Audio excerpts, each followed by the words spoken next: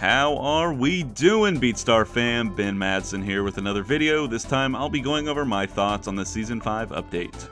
Before I get into this video, I want to share some exciting news though. I've just been accepted into the YouTube Partner Program and am now directly supported by ads on my videos. In addition, I also made a Patreon page for my channel if you'd like to directly support my content that way. You'll get things like a name shout out in all new videos and some other cool perks. Making these videos takes a lot of time and your support is truly appreciated, even if you just give my videos a like or a comment. With all that said, let's jump into the discussion. I'm going to start by giving my collected thoughts on each song in the season, then rank them in a tier list sort of thing, and then end with a general summary of the season update as a whole.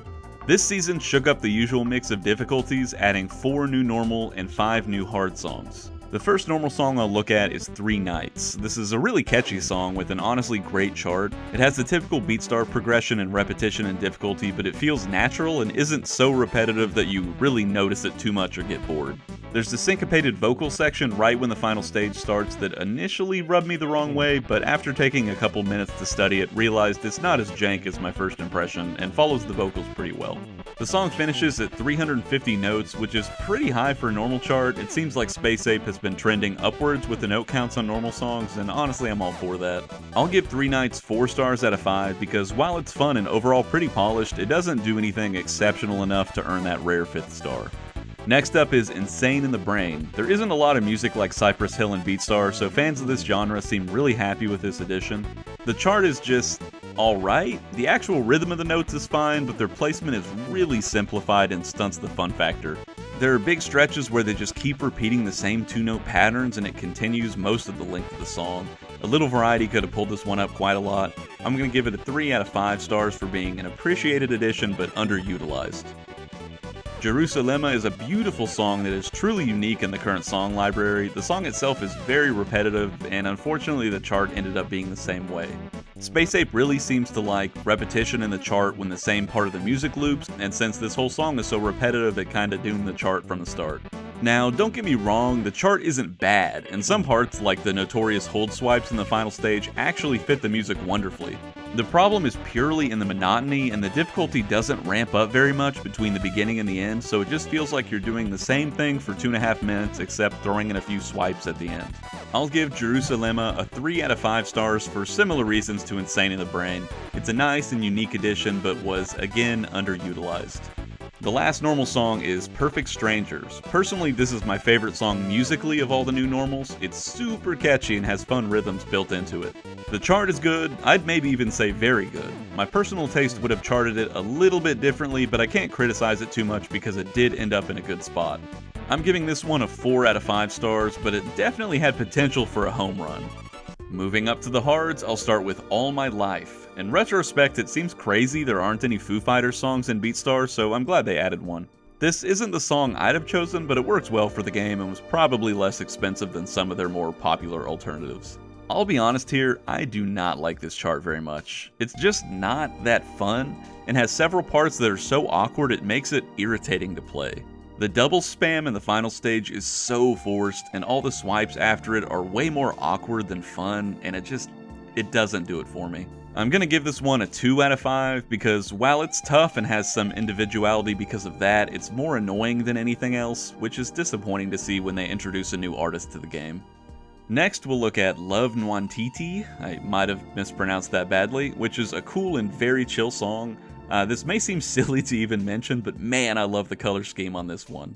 The chart is good, and solidly so. My only real complaint here, which we see a lot this season, is just an abundance of swipes. Typically, Beatstar uses swipes to accentuate unique sounds or vocals, but this season it feels like they're really just throwing in the swipes randomly to add difficulty to these songs. This one's deserving of a 3 out of 5 for me, for being good but not great. Space Ape really seems to have a thing for Ed Sheeran recently, as he sneaks in again this season alongside Fireboy DML with Peru.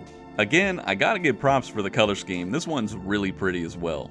The song is catchy and the Ed Sheeran verse fits in surprisingly well with the song. The charting suffers from the same kind of thing as Insane in the Brain, where the rhythms are great but the actual patterns of the notes are overly bland. Still, this is a solid song that's relatively fun and deserves a middle-of-the-road 3 out of 5 stars. Now on to problems, though I like to call it Perblums because I'm an idiot.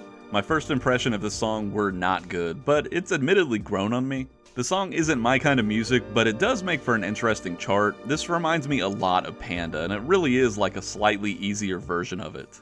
The chart is heavily syncopated, and tastefully so, but has some sync issues and parts with questionable patterning. There's an entire nearly 20-second long section that's a right to left staircase the whole time. I'm not really sure what the thought process was here.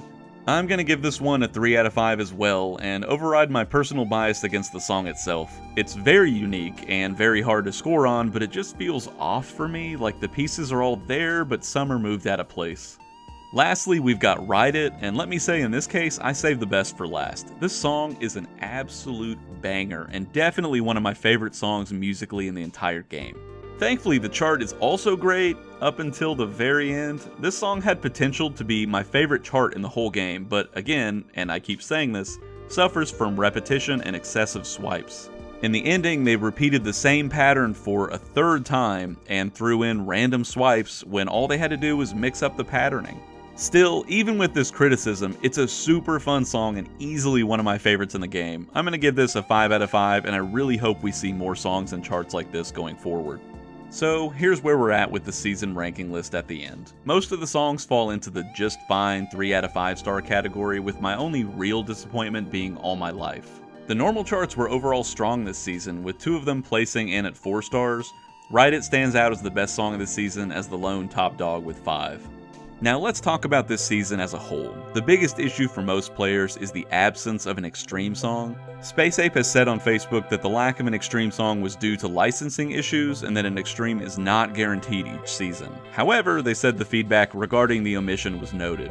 This is now the 5th month of the Tour Pass system, which totals up to $75 if you purchased every season like myself. Personally, I'm getting pretty frustrated that some of the problems with this system have still not been addressed. We're nearing the half-year mark since its introduction, and for whatever reason, some of these glaring issues have just never been mentioned or fixed. Why is there still nothing in place for players who can't take advantage of all the card boxes you get for buying the Premium Pass? Why is Space Ape ignoring their most devoted players, the ones who've unlocked every single Journey song and love their game and play it religiously? After the first few seasons, I could overlook this since the Tour Pass was just coming together, but new season after new season with no changes is getting increasingly frustrating. Speaking of the Journey, the continued lack of additions to it is leaving more and more players wondering why their dedication to the game is still being ignored. I sincerely hope both of these problems will be looked into sooner rather than later, or I'm getting really worried that Space Ape is alienating their most hardcore players to the point that they'll start losing the ones who love the game the most. Besides from these problems, this season is just alright. It's not that it's inherently bad, it's just another full month without any meaningful changes, except this time we also don't even get an extreme. Thanks to all my watchers, subscribers, and Patreon supporters. At the time of recording this video, I'm at 190 out of 257 Diamond Perfect videos, and I'm approaching the home stretch for this goal. Once I'm done with these, my content will shift heavily into more videos like this, as well as the rest of the tier list, tips and tricks, explanations, sync explanations, and gameplay discussions. I hope you enjoyed the video, and I'll see you on the internet.